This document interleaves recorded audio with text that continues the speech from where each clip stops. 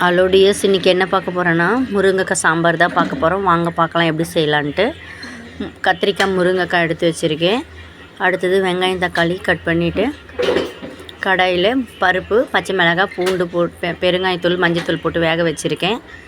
அது வேக வச்சு இறக்கிட்டு கடாயில் எண்ணெய் ஊற்றி கடுகளை போட்டு பொரிஞ்சதும் கருவேப்பிலை போட்டுட்டு இப்போ வெங்காயம் போட்டுட்டு நல்லா வதக்கிட்டு நல்லா செவலோடு வர அளவுக்கு நல்லா வதக்கினதுக்கப்புறமா தக்காளி ஆட் பண்ணிவிட்டு தக்காளி தேவையான அளவு உப்பு சேர்த்துக்கிட்டு நல்லா வதக்கிட்டு நல்லா வதக்கினதுக்கப்புறமா அரிஞ்சு வச்ச காய் கத்திரிக்காய் முருங்கைக்காயும் ஆட் பண்ணிவிட்டு நல்லா வதக்கினதுக்கப்புறமேட்டுக்கா மிளகாத்தூள் ஆட் பண்ணிக்கலாம். ஆட் பண்ணிவிட்டு தேவையான உப்பு சேர்த்துக்கலாம். அப்படியே நல்லா வதக்கிட்டு கடைஞ்சி வச்ச சாம்பார் எடுத்து இல்லை மிக்ஸ் பண்ணிக்கலாம். மிக்ஸ் பண்ணி தேவையான அளவு தண்ணி எடுத்துட்டு கொதிச்சதும் புளி கரைசல் ஊற்றிட்டு மல்லித்தூள் போட்டு ஒரு 5 நிமிஷம் கழித்து இறக்கிக்கலாம். சாம்பார் ரெடி.